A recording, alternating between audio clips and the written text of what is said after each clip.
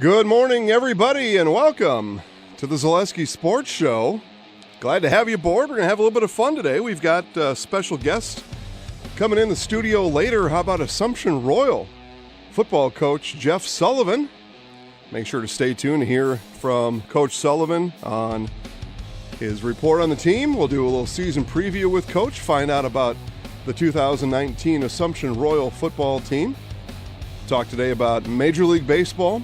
Quick wrap-up on the Brewers and their current status. The long-awaited, much-anticipated fantasy football advice column is what we'll call it here.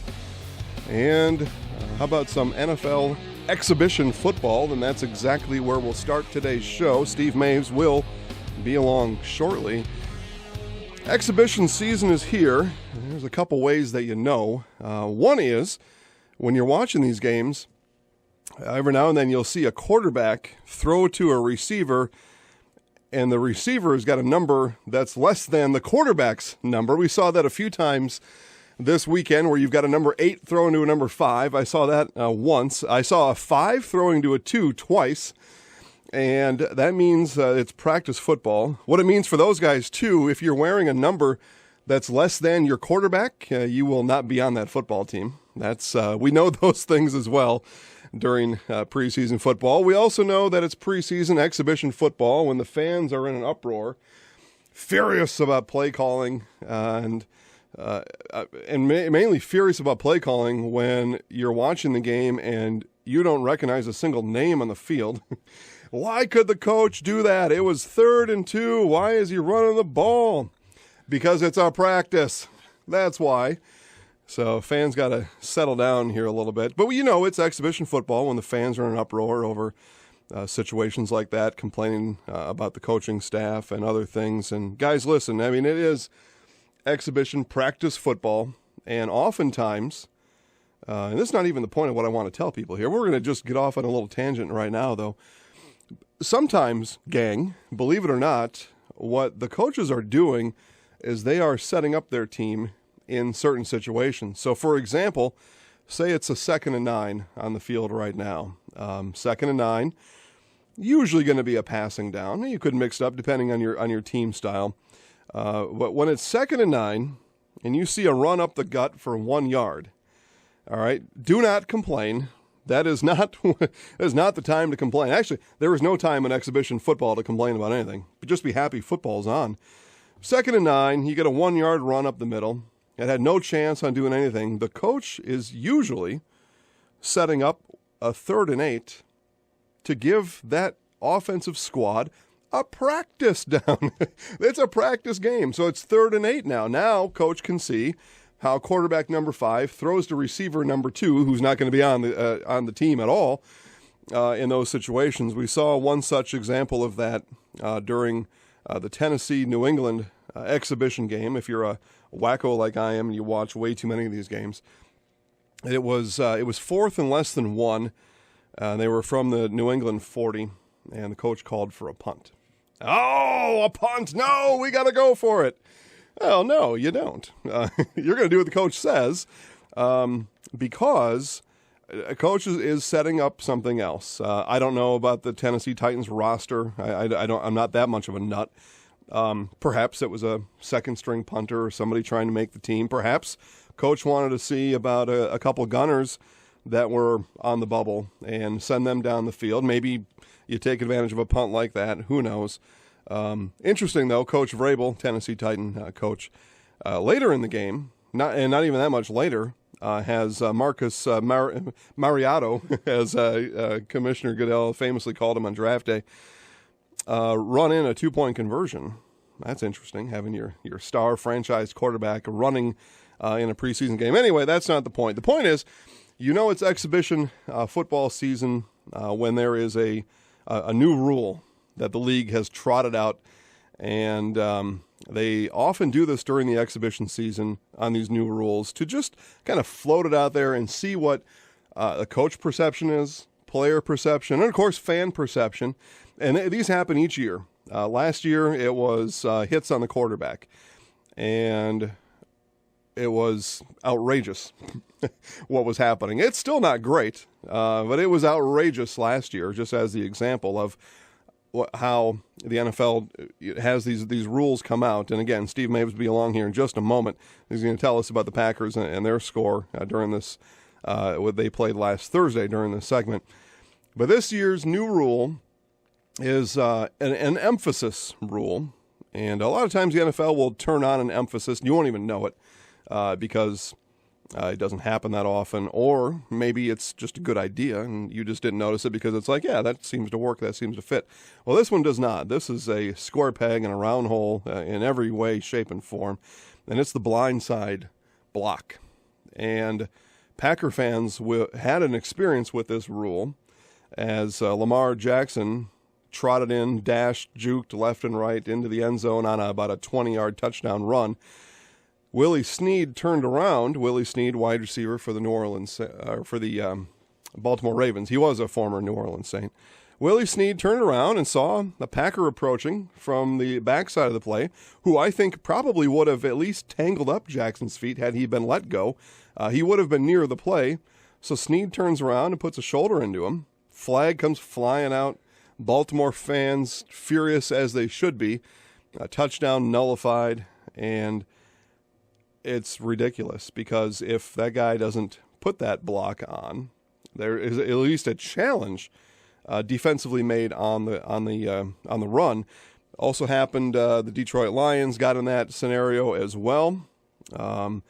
Offensive lineman turns around. He had nobody to block. He was about 3 seconds into his pass block scheme. Found out he had nobody left to block. He turned around and saw somebody coming after his quarterback.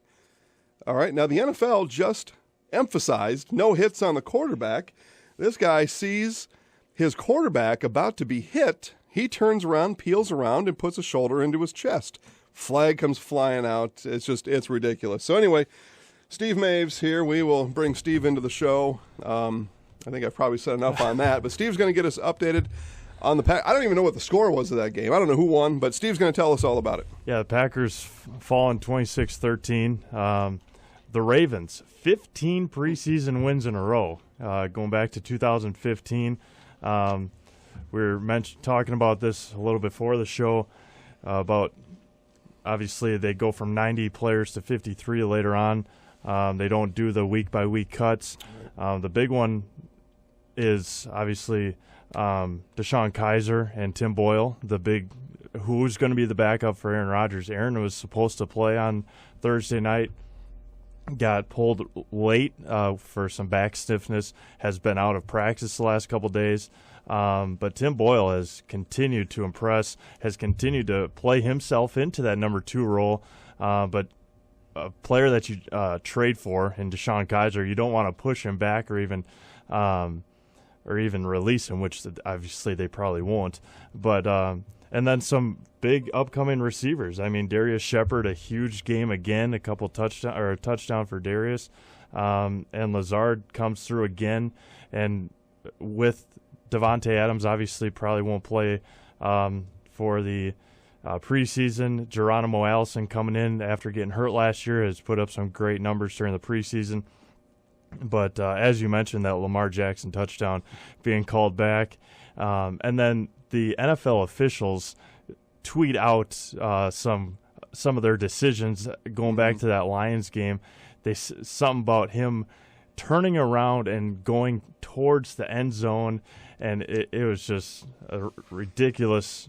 And again, a thing that they're going to have to work into their mindset going into games now, because it's going to be tough to get back into that mindset of, or a new mindset of blindside blocking. And so Packers headed to Canada this week, take on the Raiders, and we'll see how many people are there, because ticket prices were astronomical, and now they're about 21% full, they said, or something, and now they have to cut the prices back. So Packers and Raiders coming up this Thursday night in Canada. All right, Steve, we were looking forward to it. The NFL head of officiating, Al Riveron, sends out those updates, and he was essentially congratulating his team on that ridiculous call in Detroit.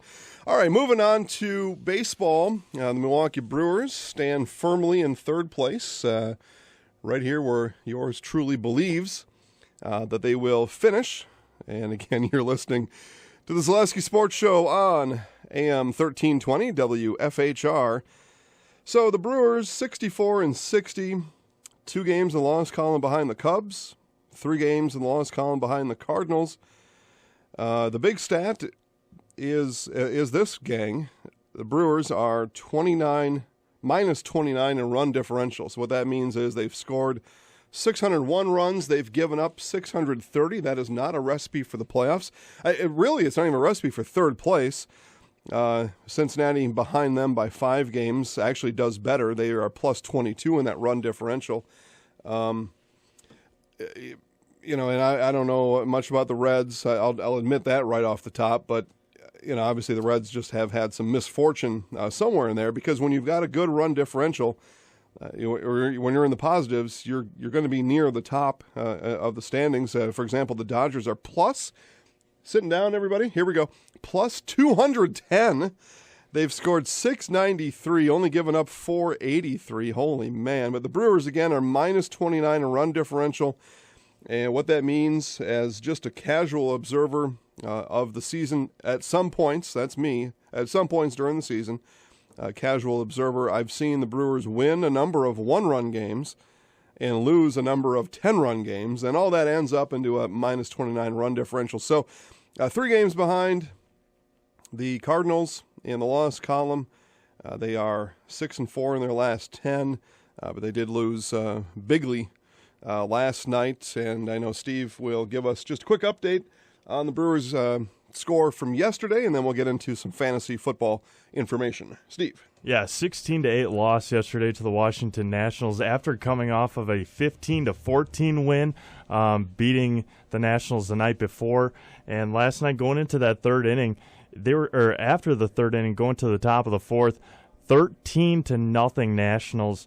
Brewers were able to get a couple of home runs in the top of the ninth inning to cut that lead in half. Or 16-8 was the final score, and just continuing to struggle. The Nationals tying a team record with 8 home runs yesterday. The ball was flying out of Nationals Park all weekend long. Like we mentioned, 15-14 the night before, and then a 16-8 win. The Nationals continue to put on a show. They're only 5.5 games out of the East, and right there leading the wild card by a game and a half. So the Nationals, a team that a lot of people thought would fall off after losing Bryce Harper, but right there at the top of the wild card to get into the playoffs this fall. All right, Steve, thank you for that. We will now please our NFL fantasy football fans, who we sorely disappointed last week, ran out of time. So we will get to them now, and then we will finish with Assumption Royal head football coach Jeff Sullivan, who is waiting nearby. So we'll get Jeff in here in just a few minutes. But first, so fantasy football, this is more of advice. We're not going to go through the whole thing. Not enough time for that. Just some advice. And if you've already drafted, then too bad for you. That's how we view that here. Just really, there's 2 players right now that are cause for concern for NFL fantasy football fans and draft fans. One is Ezekiel Elliott, in the top 5 of most fantasy football rankings. When you're looking for that cornerstone for your team, he's one of them. And if your league is 10 to 12 deep, you're going to have a shot at just one of these kind of guys, and he's one of them. He is not reported to camp yet, and doesn't look like he's going to report to camp anytime soon, although he was seen and photographed flying back from Cabo back to Dallas on Friday. So we'll see. But for now, that's a sticky situation. And if you're going to take a risk on Elliott, say, I would think for most people he's going to drop out of that first round. He's not going to be your cornerstone player, but you're going to try to snag him maybe in the third round. And if you do, you're going to want to handcuff him with the other Cowboys running back, who at this point looks to be Tony Pollard.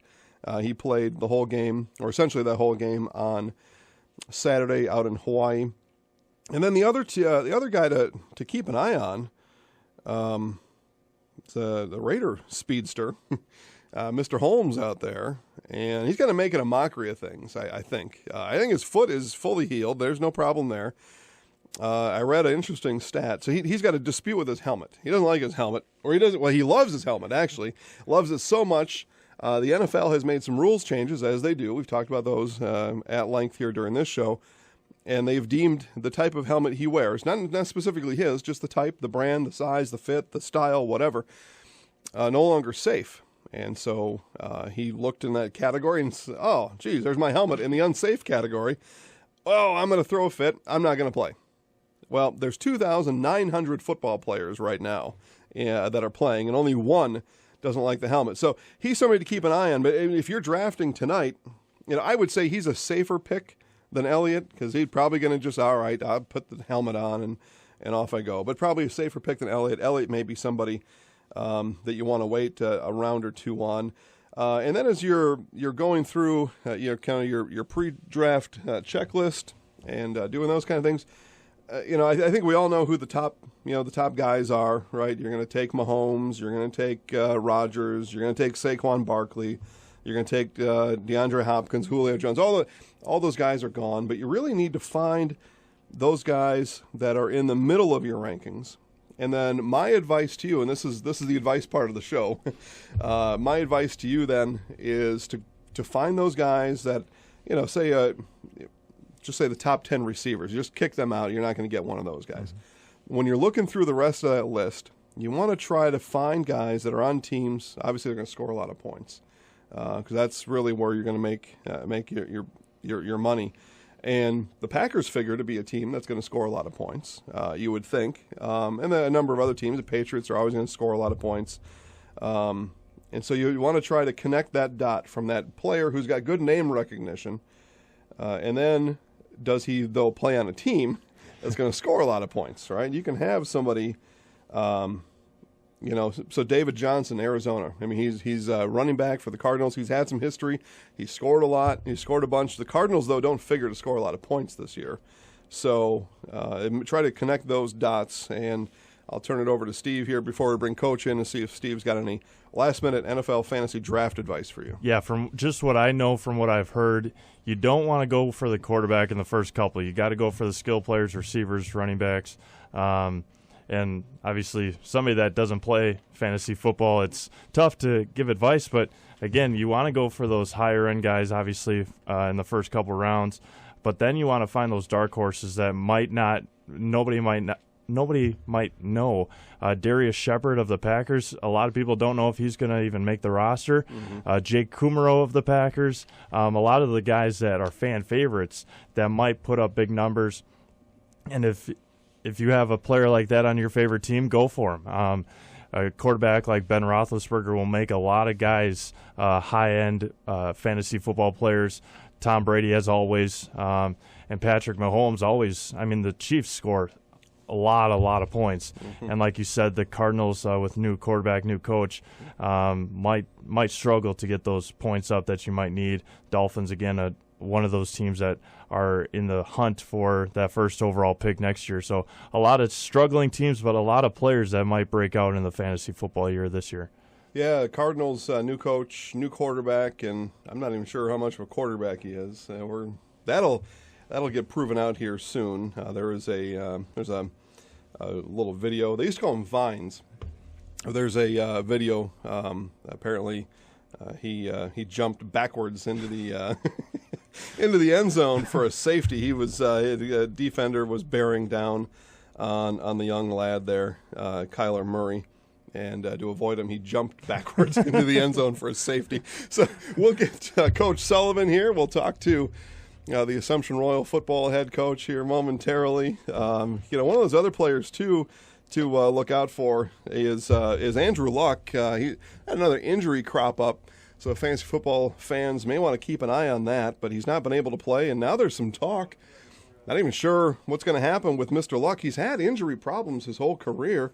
I think by some he was the comeback player of the year last year, but he's going to have to come up off the mat here again this year, it looks like, overcome some injury concerns. But and then the last piece of NFL fantasy draft advice I'll give you is don't be that guy or girl in this, but don't be that person.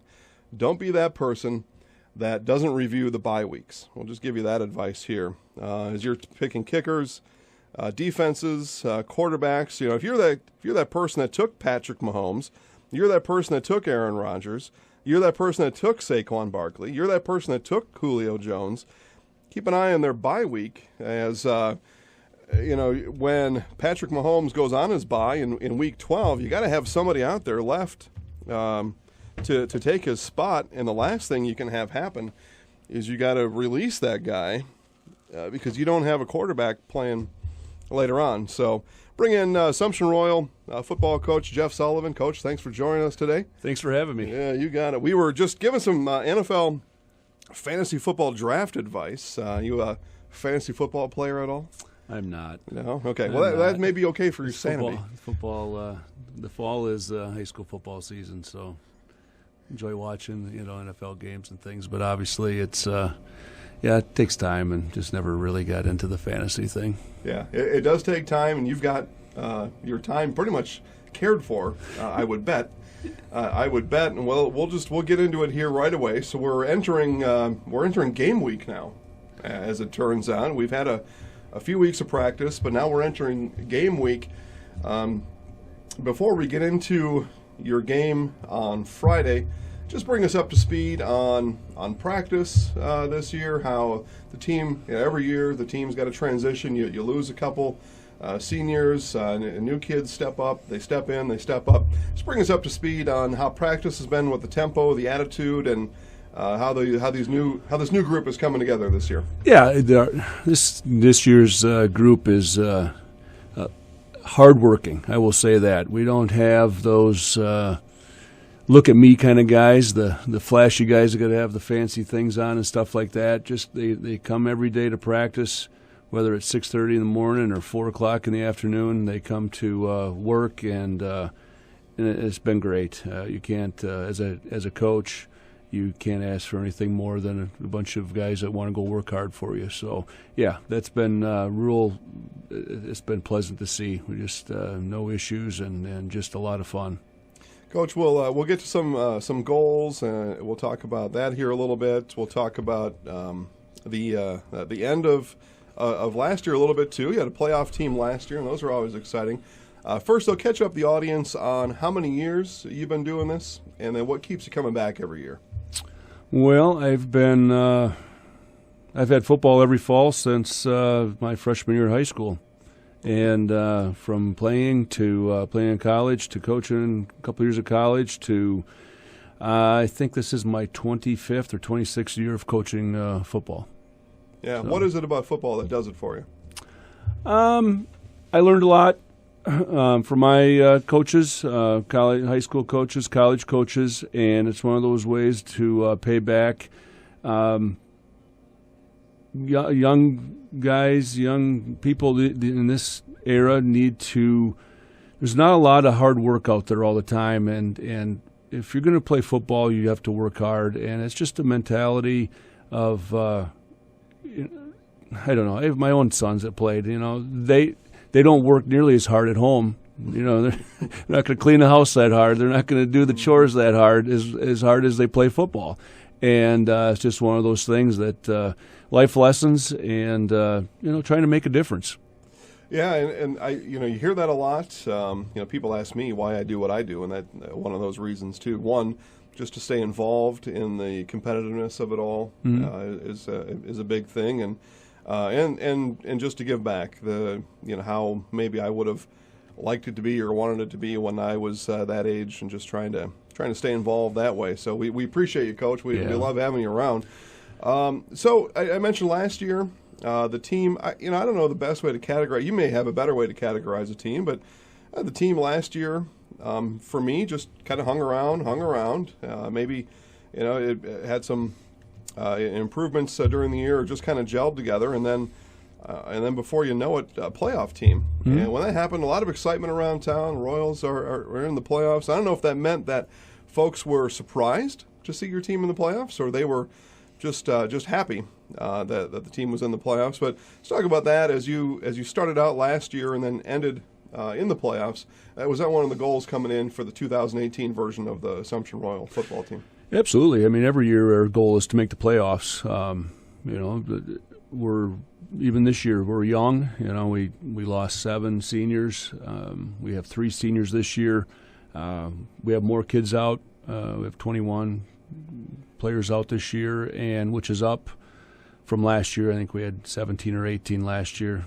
Even at our scrimmage on Friday, we had more players than the other 2 teams there. So I was kind of surprised with that a little bit. But our goal is to make the playoffs. I mean, we've made it 4 years in a row, and we're going for a 5th year in a row this year.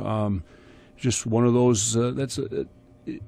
We've already graduated a class that was in the playoffs every single year there in high school.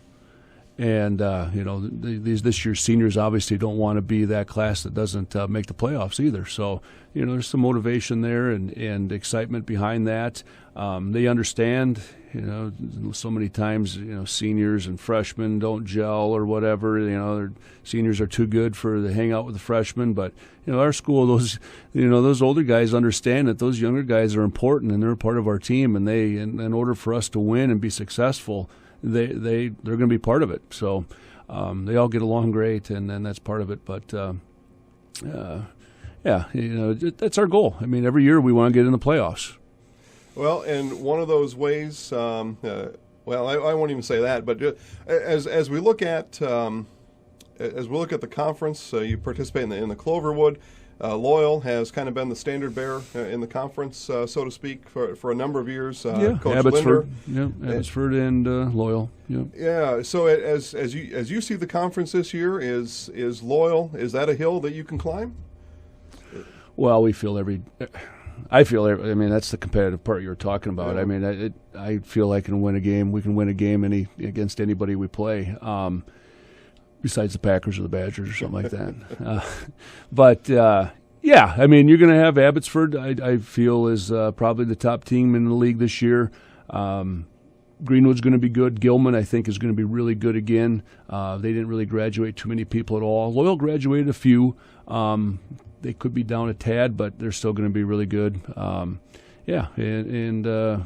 think there's some there, and what it boils down to is, I mean, you need to be able to win the games that you should be able to win, and that's how you get into the playoffs. If there's more conference games than that you can win than lose, you're going to get in the playoffs, and that's the goal that you have to work. You got to beat the teams you should be able to, and sometimes hopefully you get lucky and beat those teams that maybe you didn't think you could win against. That's right. And, Coach, before you can get to the end of the season, you got to play the first week, it turns out, and that is game week this week. You play Friday at home against Dominican. That's a 6 p.m. start. You can listen to the game live on 1320 WFHR, and you can watch the game live at WFHR.com and ZaleskiSports.com. Coach, what do you know about Dominican this year? They a lot of speed. A lot of quickness out there. We got some size up front. We've got some their scrimmage already. They were over in Richland Center, so that was quite a poke for them to get all the way into the southwestern part of the state. But I didn't believe it right away, and then on the film you could see the hills in the background. But they're a good team. I mean, they throw the ball around a lot. They got a lot of fast receivers. They got a good quarterback that can throw it. Good running back, seems like, that hits it up in there pretty hard. Big fullback type of kid that runs hard, plays linebacker for him as well. I mean, they're a good team. I mean, I felt last year we should have beat them down there. It was a 9-6 game. We had 3 turnovers inside between the 10 and 15 yard line going in, and they ended up winning 9-6. But we graduated a lot of kids the year before that, and we had a lot of new guys playing there. So that was, it was a learning experience there, without a doubt. Well, Coach, we're excited football season's here. We're excited for Assumption Royal football, and we really appreciate you stopping by. Like I said, we will have games of yours. We will have every home and away game available to watch on WFHR.com and ZaleskiSports.com. Coach, best of luck this year. Thank you very much. You got it. Thanks for stopping in. We appreciate it, Coach. All right, guys. We will begin the wrap-up here on today's Zaleski Sports Show.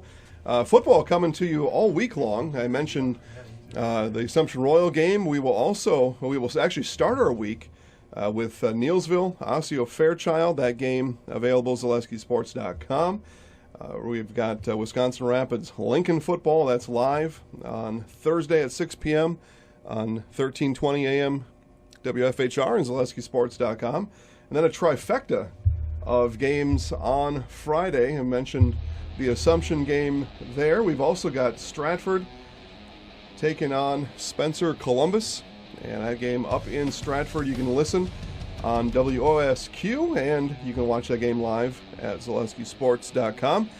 And we'll also have Auburndale-Pittsville. So we've got 5 live games coming this week, highlights all over the place, and one of the best places to stay up to date is by listening right here and watching all season long, again, on ZaleskiSports.com. Guys, that'll do it for this week. Thanks again to Steve Maves. Thanks to Coach Sullivan, Assumption Royal football coach. And if you want to rewatch or re-listen to today's broadcast, head on over right now to ZaleskiSports.com. Guys, have a great week. Go Sports.